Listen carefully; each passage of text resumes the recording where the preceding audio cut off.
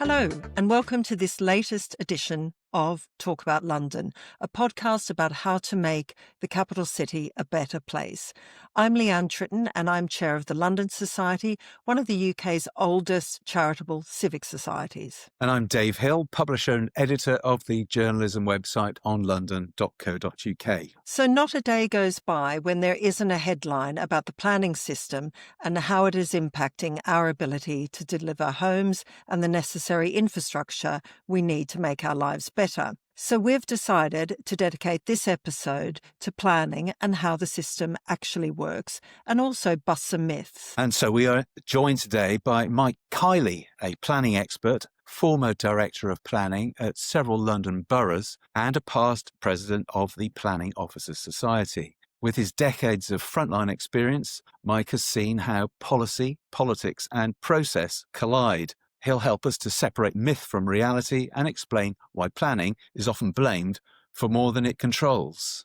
Mike, welcome. Hi. Well, I'll do my best to do that, but it's quite a tall order. Okay, Mike, so we're going to start with the basics. And I don't mean to patronize your amazing knowledge, but I think some of our listeners and myself, we need to go right back to the beginning and explain the process. So what does the planning department actually do in your local borough?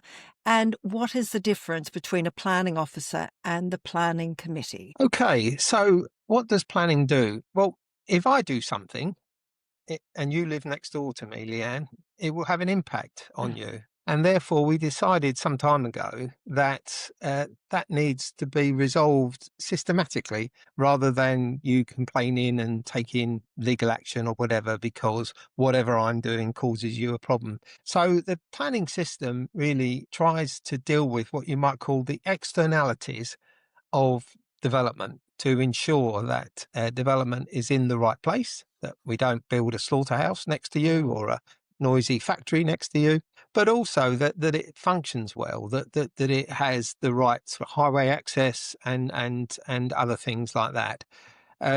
We've had a planning system for hundreds of years, actually, but it's varied and it's had various degrees of complexity. Certain things, in fact, an awful lot of things, needed an act of parliament. You know, the great estates that you see in Georgian Victorian times were as a result of acts of parliament and then design codes that went alongside them. So to cut a long story short, in 1947, we decided to have a comprehensive system of planning across the country. And by a comprehensive system, you really have three parts to it, but two main parts. One is that you need to plan. So you need to decide where you're going to put your housing and how much housing you need. You need to decide where you're going to put your factories and other commercial activities, where your town centres are, where your open spaces, where your schools are, hospitals, police, etc., etc. So you produce a plan for the area. And we haven't gone down the road of a zoning plan, which many countries do, because it was felt that was rigid. And actually, if you talk to, and I have, the chief planner for New York and loads of Aussie planners who've come and worked for me, there's a massive downside to a zoning system. It's complex, it's rigid, it's not flexible. It has its upside in that it's straightforward in terms of if you want to do what's in the zoning plan, then you can go ahead. So our system is discretionary, and that's the second part of it. If you want to do something... Mike, can I just interrupt you there? So just be clear. So a zoning plan is where you say, okay, that's where industry goes, that's where housing goes. So it's ring fenced. Is that correct? It does more than that. So we allocate land for industry, but in Australia, and in fact it varies in different states in Australia, but in a zoning system, it will allocate it for industry and say you can build that factory providing it's no more than this high, this far setback or whatever.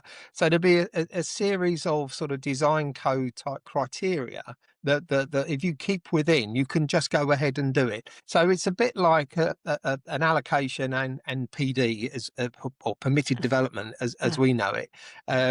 But it's very rigid and therefore I would say it tends to produce not the best outcomes in terms of urban design.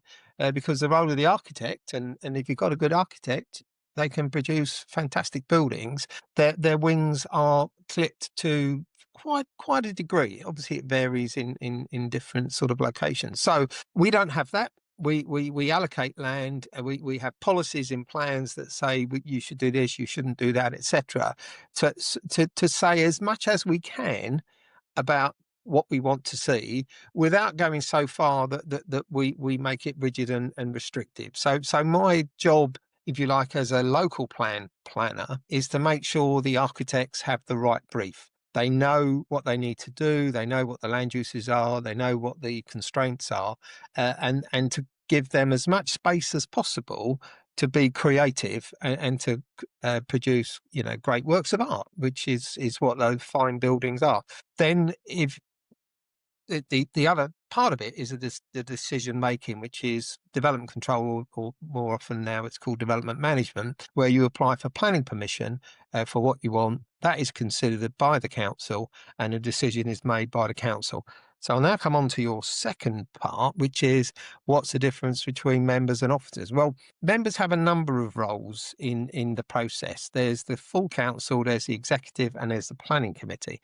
The full council, their main role is to decide on policy. So your local plan must be signed off by full council. So that's all the councillors have said, yes, this is the local plan for the area.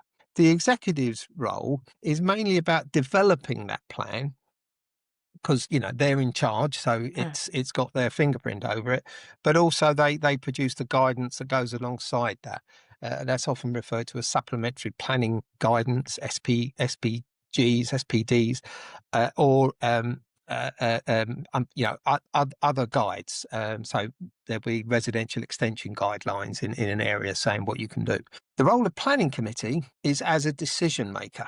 So they decide planning applications. That is how you do that is set out in law. So at one level, and this is a really, really important point, as a decision maker, there is no difference between a planning officer and a member. They are controlled by the same rules, the same probity rules, the same statutory provisions in the plan. And what the plan says is that when you are deciding a planning application, you must, and it uses the word must now. It used to say should, and it got changed quite some time ago. You must make that decision in line with the plan, the local plan, unless there's very good planning reasons not to. The word it uses is unless there's other material planning considerations. So there is no difference. They've both got to, effectively, their job is to deliver the local plan through the decision making. Now, if a councillor has said when they went for election, I disagree with that local plan, actually, can he sit on or she sit on a planning committee? Because they're biased. And the rules say that if you're biased or you're predetermined, you cannot make the decision. And the same applies to officers. So, we give advice, just on small scale stuff, say a house extension. We can't say you will get planning permission. We can say, this is what the guidance says. You're complied with the guidance and it looks nice. You've used the right bricks or whatever it is. But we can't go as far as say, and I will grant planning permission, because we're in exactly the same position as members in planning committee. We cannot be predetermined until the very end when we take the decision, because something might emerge that you're not aware of at that time. You've got to take that into account. You can be predisposed, if you like, to things, ensuring the design is good, delivering the local plan policies, making sure that the impact on the highway is acceptable. But until you've got everything and you're about to sign your delegated report or put your hand up in planning committee and say I agree, you've got to keep your powder dry. So for planning decision making, there is no difference between what an officer is doing and what a member is doing. Okay, so that sounds unbelievably straightforward. However, well,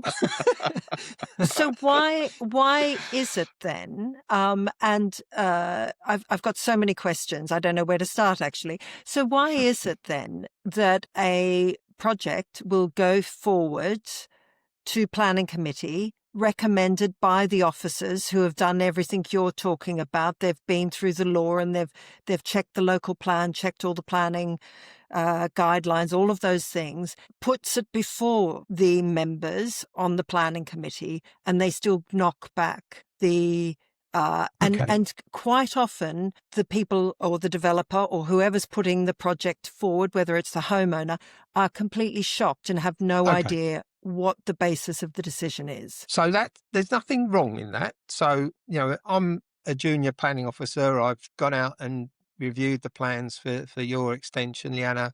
I've written up my delegated report and I passed it through to my team leader. Typically, the team leader will take that decision. The team leader looks at it and I've got something wrong. And the team leader says, Mike, come here, explains it. You need to rewrite it and you need to change the recommendation. I've got, I've got it wrong. That's the way things work. We're human beings, and I know it's going to shock, but planners are human beings, and sometimes they get it wrong.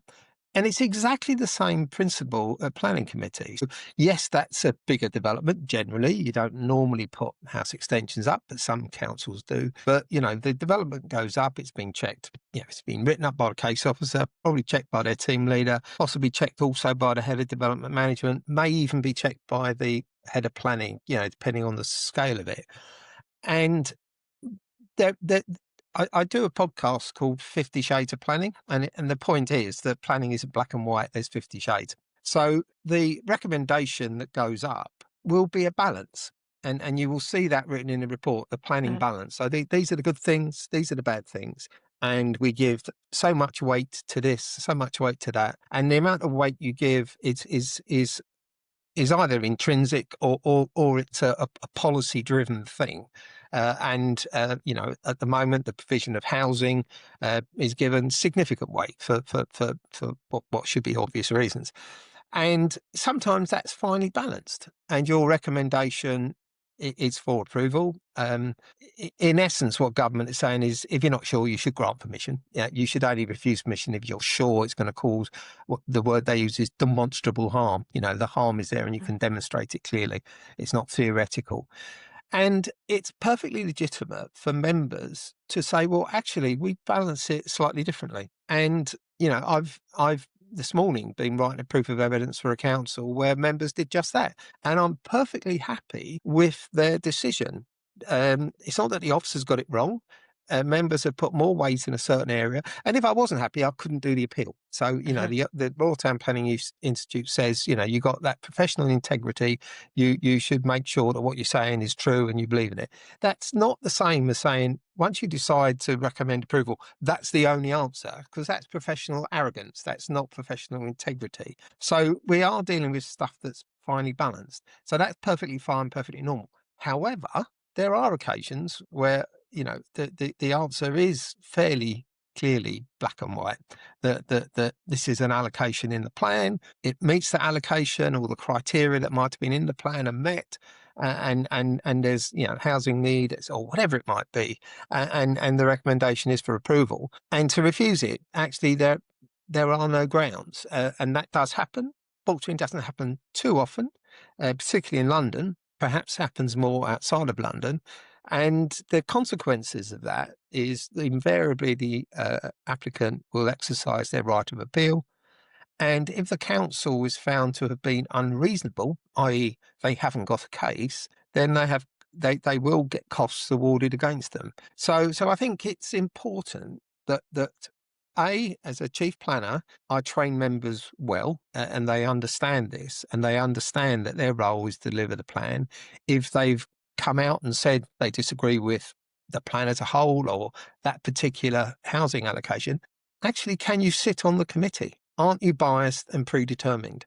And, you need to talk to the 151 officer or whatever they are, the head of legal to make sure that you're not putting yourself in a problem area and bringing the council into disrepute. So it is important for chief planners to make sure members understand what they're there to do. They are decision makers. It's a quasi-judicial process. It's not a political process. Yeah, I was going to say, unfortunately, we've got politicians on planning committee. I don't mean it in that way. It's an organisation, it's a political organisation. Planning committee is necessary to deal with the controversial, difficult, major strategic decisions. But members need to understand that sitting on that committee, they're not representing their constituents, and they mustn't do that. They're there as part of the council. Their role to take the decision is delegated from the council as a whole, and they're acting, if you like, as a delegated body of the council as a whole, and they must make their decision in the interest of the council, the area as a whole, and they must put aside everything else and only look at the local plan and obviously the national planning policy framework, and only take into account proper planning considerations. And their political views or their political stance is not a material planning consideration. And it's really important that members understand that. And it's important that officers assist them, if you like, when things get a bit heated, as it often does. So I have two more questions on that, and then Dave, please jump in with anything. But the first question is sort of the tail end there, where you're saying they're not to make political decisions. But in reality, how often in your career do you think that actually happens? Because I think the common view when things get knocked back is quite often that it's been political. And it's not so much with a house extension, but it's quite interesting with lots of big schemes that take 2 or 3 years to go through planning. And it's quite a shock, I think, for some of the investors or the developers to get, go through all the planning meetings, to have thought that they've done everything. There's been pre-app meetings. Pre-app, by the way, for listeners, is pre-application meetings. So that's to go and check, isn't it, where you're at. And then to still get a no. Yeah. So I think it's really, really important to, as the chief planner, to understand what you're doing. And what you're doing is you are designing with the developer a scheme, whatever it is, and that's a complicated process. And there are stages that you go through. And they're called the RIBA, which is the Royal Institute of British Architects design stages. And it starts at stage 0. Don't ask me why architects designed it. That's probably why. But that actually is the most important stage. That's when what's called the strategic brief is being finalised. So what is it you want on that site, in terms of floor space figures, perhaps some of the big ticket design issues. And that's the point at which you can have the greatest influence, because they haven't spent, and it will be hundreds of thousands of pounds on the design process.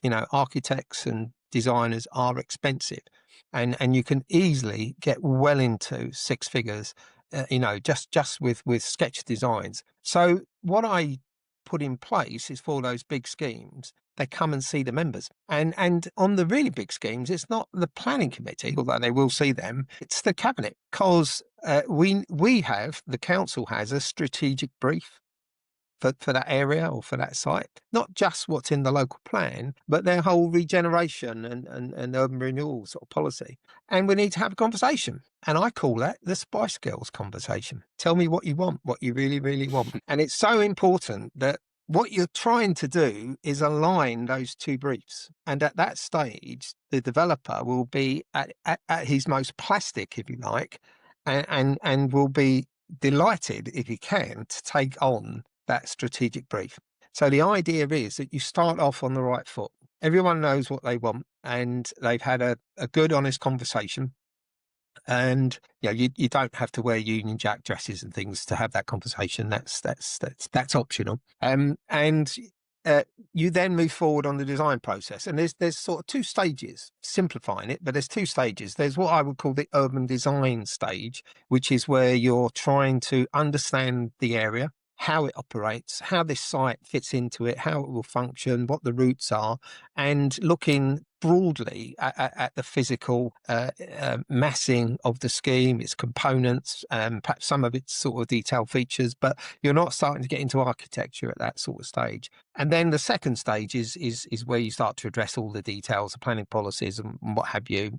Maybe architecture if it's a detailed scheme, but it will depend. And I think it's important that at the end of both of those stages, you take it to planning committee. You go to planning committee in the pre-application stage, and I mean, I've put this in councils, and I actually, the most resistance I experienced was from the lawyers, because they're typically nervous, and as I said earlier, you mustn't be predetermined, and that's what they were worried about. But I wanted my members to express their views, and the point is they can, because they should be predisposed, as I said earlier, to good design, to delivering their policies, to ensuring affordable housing is right, the impact on the highway, etc. And they should be predisposed to a safe highway network, to an attractive building. So it's perfectly acceptable for members to express views on aspects of the application, but not on the application as a whole. On the development, it's not an application at that stage, the development as a whole, which means that, you know, if I'm a member on the committee and I say, actually, I think that building's a bit high, you know, it's 12 stories, you know, most of the stuff around is 10, and I think it should be 10. The scheme comes in 6 months later and it's still at 12 stories. Doesn't mean I'm going to refuse it. I might say, well, I still think it's high, but the regenerative benefits and the additional housing and the da-di-da-di-da, you know, I overweigh that, and I'm going to grant planning permission. So that's how it should work. Members should be part of the process. There should be no surprises, so that when it comes to planning committee, the only things that are left are the final things that emerge through the application process. And sorry, the other thing that you should also do, in fact, the law requires developers to, for major schemes, is to engage with the local community. And what I will always try to do is to say the word is engage, not consult or notify. And so it's important that they see the local community as a resource. You know, they're the local experts. They live in the area. They understand how it functions, etc. And most good architects welcome that and do it well and try and do it properly. Okay. Dave, I better ask, have you got any questions at this stage? Yeah, I've got loads of questions. I'd like to pick up on this point about that you've just gone into yourself about community engagement, stress on engagement. So this sort of ties in, I think, with the occasions when planning committees of a local councillors go against what the officer's report says. Quite often, those are examples of local politicians, local councillors, doing what they think their community wants, you know, or they will say that the community I represent doesn't want this, whatever the local plan says. Yeah. But this whole question of how you engage a community, I think, is very, very interesting. And I wonder whether the system could make a better job of it. And you'll be familiar with the scenario I'm about to describe, which is that community input or representation or responses to plans when they're put online and at meetings and so on tends to come from a particular section of the population, and they're against it. And they're almost always against whatever's being proposed. Sometimes it is said, maybe a bit unfairly, I don't know, that these tend to be the sorts of people who are actually perfectly content with how things are in their local neighbourhood. They've got a nice house. They've got the facilities and amenities locally that they want. They don't want to see things changed. They don't want to see more homes being built. They don't want the neighbourhood getting busier. They are what some politicians call the blockers. I'm wondering if there is and they are absolutely entitled to express their view and have make their feelings known and so on. Is there perhaps a lot of people who would perhaps be much more receptive to developments in their areas, who actually have got something to gain from it, but we don't hear from them very much? Is enough done to engage a full and representative body of local opinion? Yeah, there's quite a lot to unpack in that. What I would say is that what is really, really unhelpful is when people see the planning committee as some form of referendum, and it's not. And trying to encourage government to say that, because what we find is, certainly, when I was on the tools, people would circulate a pro forma objection letter, and they'd all sign it, and I'd get tons of letters, then tons of faxes, then tons of emails as technology progresses, and you now got sort of social media and AI being used, and slightly different versions of essentially the same letter. And actually, that is complete and utter waste of everyone's time and my time. I have to, or the case officer has to, read all those just to make sure that they all say the same thing and report them. Now, what needs to be taken into account by the decision maker, officer or member, is what has been said. What is the objection? And, does that hold water? Is it a sound planning objection? It doesn't matter how many times it's been repeated. A good objection is still good if it's only been said once. A bad objection remains bad if it's been said 1,000 times. And it also doesn't matter who has said it. An objection from the neighbour is just as good as the ward member, just as good as a member of parliament, just as good as, I was going to say Prince Charles when he used to do that sort of thing. It doesn't enhance the status of the objection by repetition or who makes it.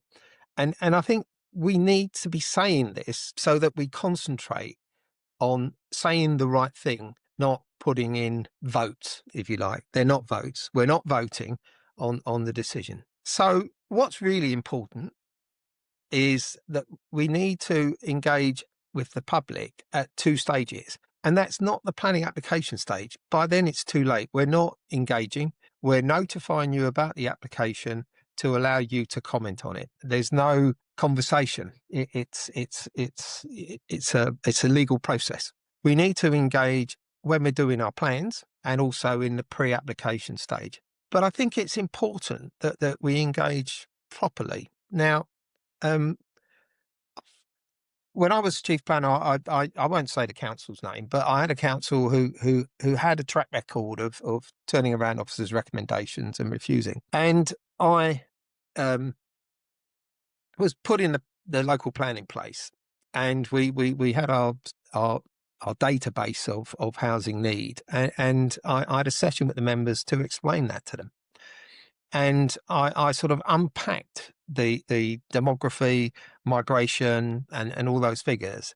And basically the conclusion was we need to provide, and it was quite a lot of houses we need to provide, because you're living longer, you're getting divorced a bit more than you used to, and you're having actually slightly more kids than you used to. And that is, I think it was over 85% of the housing growth was accounted for by those factors. So let's have a conversation about how we house your children and their children. And that conversation needs to bear in mind that every single one of you live in a house or a flat that was, if it wasn't built on a greenfield site, the predecessors to it were built on a green. Unless you live in a cave, your house or its original incarnation was built on a greenfield or a woodland or whatever it was. Now, when we go forward to allocate sites, we will do brownfield first, i.e. we'll try and build a housing in the urban area before we look at the greenfields. So I drew the borough as a circle. I said, that's the area of the borough. I said, you've got roads and greenbelt and metropolitan open land where you can't build on, and I drew an inner circle. So that's your urban area. We had to provide, I think it was 20,000 odd homes. And at the time, the mayor had a housing density matrix. So I drew 20,000 homes based on Victorian terrace densities, interwar semi-densities, and the sort of 70s cul-de-sac densities. And it was a bigger and bigger circle. I then used the density matrix, and the important one was that the urban centre at very, very high densities was a tiny little circle. So I said, these are our choices. I said, if you want to build that type of housing, then you're going to have to find more land. But if you build at higher densities, you've got less land. And actually, your town centre, which isn't working very well, will have more people living in it. That will help the retail, da-di-da-di-da. So it's really important to have that conversation so that members and the community, and you need to have similar conversations with the community, understand the problem. We are housing your children and their children by and large, and we have choices about how we do it, but those choices have consequences, and these are the consequences. So where's the balance lie in what choices you want to make? And then they come to the site knowing that actually we do need to build on here because my kid's 30 odd and still living with me or whatever, and if we build it a little bit higher, then it's unlikely, we can explain the impacts, etc. But it's likely to be a good use of the land, and therefore require us to maybe not build on the greenbelt or whatever the local issues are. Okay. Yes. So you mentioned getting people engaged at the stage of your plan. Are you talking about the local plan? The local plan, yeah. Yeah. So this is a point that's been made to me before, that when a local plan is being devised or revised, that really is the key time to get as much community engagement as possible. And this is our mission with our upcoming event, a London Society event in Enfield, which is very interesting for, at the moment, I think. Yes. I wanted to ask one other question about how planning works in London. So I tend to think of the planning system. It's a form of regulation, isn't it? So different kinds of politicians will be more sort of interventionist than others, and so on. And that all goes into the calculations that have to be made. In London, the Mayor of London has quite significant planning powers. He or she can intervene in decisions that are taken at borough level in various ways. And of course, before you ever get to that point, presumably what the Mayor of London wants in his or her London plan is going to influence what the local plan is like. Can you tell our audience a bit more about how that works? Yeah, so the Mayor is the strategic planning authority for London. The person is the strategic planning authority. The GLA and Assembly, serve him in different ways. He has powers, and they were quite limited to start with. He could only direct refusal, but he can now call in applications to determine them. He can only call in certain applications, and they're defined in the Mayor of London order, and they are basically strategic applications, the big things. So the London plan sets out the spatial development strategy for London as a whole. So it has all the policies and proposals to ensure that London continues to succeed as a world city. Unfortunately, the plan isn't as strategic as it should be. There's an awful lot of detail in there, but there is a strategic plan within it. It's one of my criticisms of it. I think that the detail actually can be quite handy, but I think they need to separate them out and have a part one strategic and a part two, you might call strategic development management policy. So like the government is breaking up the national planning policy framework into, the strategic bit, if you like, and the national development management policies, they're drafting them as we speak. I think the same thing should happen to the London plan. And the London plan was criticised for being too detailed at the last examination. But that framework, the local plans must be in general conformity. That's the legal language with it. So you can depart from it, but you've got to make your case. You've got to say that, Ealing or Bromley or wherever, Tower Hamlets, is different for this reason, and that's why this nuance to this policy or this different policy is acceptable. And I think by and large it has worked very well. I mean, we've had 3 different mayors. Ken Livingstone, which was a lively start, but went much better than most people expected, I think, particularly the Labour Party, given where he was at the time. And Boris was Boris. He didn't get that involved, frankly, in planning. Eddie Lister and Sir Simon, right, Eddie before and Simon, him, who are both really good, actually, very, very good. Sadiq again not particularly involved, and we've got the deputy, and his name escapes me Jules for the moment. Pipe. Yeah, Jules, of course. But the GLA, the officers work really, really well by and large with the boroughs. It's had a few more recent sort of wobbles, but I think it's back on track now. So that there is a good sort of working relationship. In terms of housing, which is obviously the big issue, the borough's housing numbers are set in the London plan. So we in London we don't follow the national way of doing it. For all sorts of reasons. I think there's an accepted view, or there has been, that London is, because of the huge pressure on London, and it's, some of that pressure is international. There's no way London's going to meet its housing need within its urban area. And up until recently, the green belt was sacrosanct. You shouldn't. Well, Sadiq was you shouldn't go on it at all, but others have been more nuanced. And in fact, Sadiq's position was contrary to national policy, so he's had to sort of row back from that.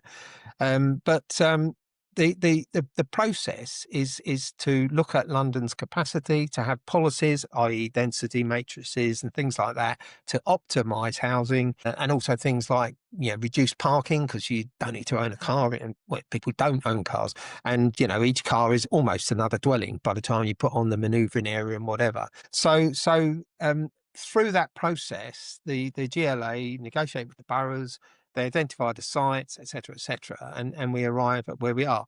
Moving forward, it'd be interesting to see what happens, because the borough, the government has imposed its higher figure. I forget, this 98,000 or something. 88,000 a year. 88, and the GLA, or the mayor, probably for political reasons, has accepted that, but he doesn't have to accept it. The legislation, I think it's section 333, requires him to, or 333A, I was looking at it the other day, requires him to produce a housing strategy. And so by law, that's how he understands the housing needs of London and produces policies and proposals to meet that need. And government can't impose a figure on him. So it will be interesting to see how that plays out. But I think it's important that we're now starting to talk slightly more sensibly about the green belt. The green belt, you could argue, is one of our most successful planning policies, but it's the most misunderstood planning of them all. People think it's an environmental policy. People say, "Our precious green belt." It's not. It's an urban containment zone, and the minister, I think it was Silkin, who introduced it after the 47 Act, and it was expanded in the 50s to areas outside of London, said, I think it was in Parliament, it doesn't matter, I forget the exact words, how tatty the land is, it's important that it's kept open in order to stop London from sprawling. So we're in a bit of a mess, I would say, in terms of green belt policy with grey belt. But I think we were in a bigger mess before, in that it was seen as sacrosanct. So my view is that you should look at your area. You should do brownfield first to meet your housing need, and you need to work out your housing need properly. I can come on to the government's model on it, because it doesn't do it properly. And if there is a residual housing need, then what the National Planning Policy Framework, the NPPF, should say is you must review your green belt in order to find the sites who are in need of housing, and we need to find the sites for them. Exactly. So, Mike, this is a subject, I think we need sort of 6 parts to this conversation, because it goes on. It's so fascinating and goes on forever. But I'm going to bring it back if I can, because we're going to have to come to an end soonish, not straight away, but soonish. And I want to come back to Londoners, because the way you've outlined the process, it seems like it's smooth, very well organised. Everyone understands how it works. But I want to come back to this idea that how you can have impact, not only as an against something, but for it. Because in practice, I'm not sure I buy the idea that multiple letters against don't work. And I don't know how a Londoner can get across the idea that they do want something. And I think it's Okay. actually incredibly difficult for Londoners in a different way, because London is such a mobile community. So, for example, I was Mm. talking to a young woman the other day who said, I'm moving to Enfield. Okay. So she's a young Londoner. She's moving from one part to another. And she needs the housing, but she's not, her feet are not on the ground in Enfield. And we're picking on Enfield because we've been involved in it. So how do you make decisions when you don't actually live somewhere, but you're going to live there? So we have to make decisions. If we're making housing decisions today, that's going to affect thousands of young people who decide to move to London, in 5 years' time, in 10 years' time. So they don't have skin in the game now. So how do Yeah. you weigh those discrepancies with someone who's lived there for 20 years and says, I don't want anything Yeah. to bloody I mean, I change? think we have to be realistic. And we have to understand what we're doing. So I will take us back to when you're making a decision on a planning application. You're bounded by law in terms of what you can do. So things that encourage the referendum type view of it are unhelpful, whether that's loads of letters of support or loads of letters of objection. And what I would say is a letter that says, I object to this, full stop, or I support this, full stop, doesn't help me, doesn't tell me why. What is their support? What is their objection? So I've in a sense, I've already taken her view, i.e., I'm a young Londoner and I need to live and function in London. London's rents are expensive and whatever. In a sense, I've taken that into account in the way I've planned for London, the mayor has and the borough has, in terms of expanding housing numbers in order to meet that need. So that sort of intrinsic, I need a house in London, is already baked into the system. And that's what we're trying to do. We're trying to grant the planning permissions in order to allow the developers to then sort of build those houses. So, I think it's almost. I'm almost saying that we've got to the wrong place. We've treated planning committees like they're a political process. And that somehow it can be a form of referendum, and we need to know what the support is and we need to know what the objection is. That's completely irrelevant. It is the nature of the objections or the nature of the support that I can take into account as a other material planning consideration and balance against the policy position, which is my starting point for determining the application. And members should be doing exactly the same thing. So I'm not saying there's it's easy to explain the mechanics and the rules, but it's a messy situation because you're Yes. dealing with politics and people's lives. So I've got a follow-on question, which is about the use of AI and technology, because again, it's commonly known that planning departments are under-resourced, and you describe sort of that hellish situation of having to read through perhaps hundreds, if not thousands, of letters. Will you be able to sort of put them into an AI pot and say, these 500 are all the same, and the only thing they're objecting to is X? Councils are already sort of experimenting with that and testing it. And I think, insofar as I understand AI, and I've used, was it Copilot a couple of times for things, and I've found its shortcomings. I've asked it stuff that I knew the answer to and it didn't quite get it right. So, it's a tool and it's a powerful and potentially important tool. I think we need support from, if you like, government and the system to say that if you get thousands of letters or hundreds of letters or multiple letters, then it is perfectly legitimate to use AI to analyse those and produce a summary.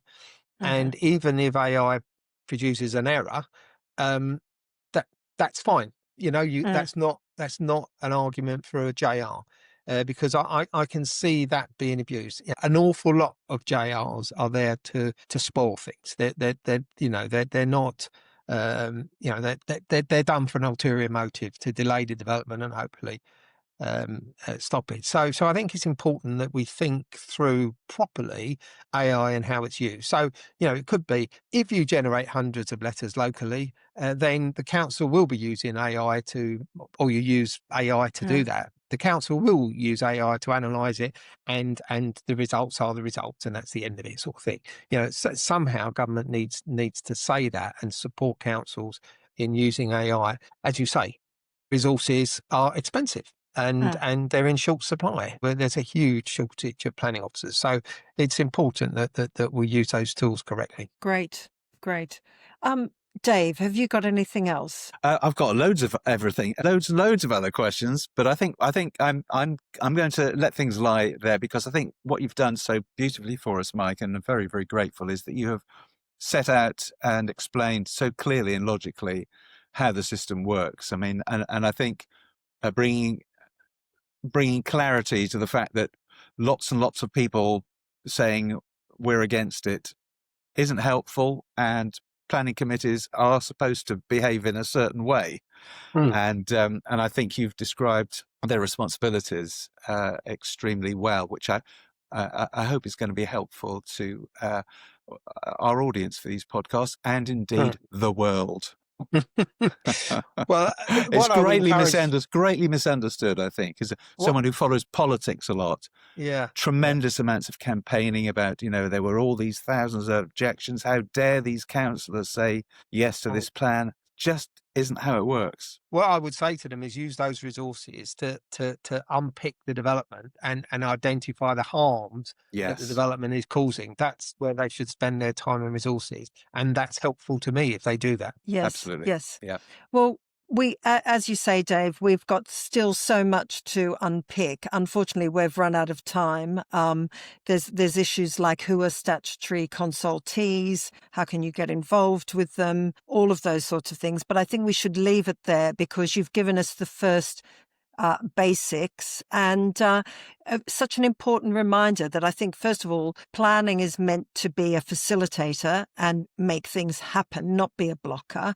And it's not meant to be political. Now, whether or not the listeners believe that is a different thing, but in terms of practice. But we really appreciate you coming on to start this conversation and take us back to sort of planning 101. So thank you very much.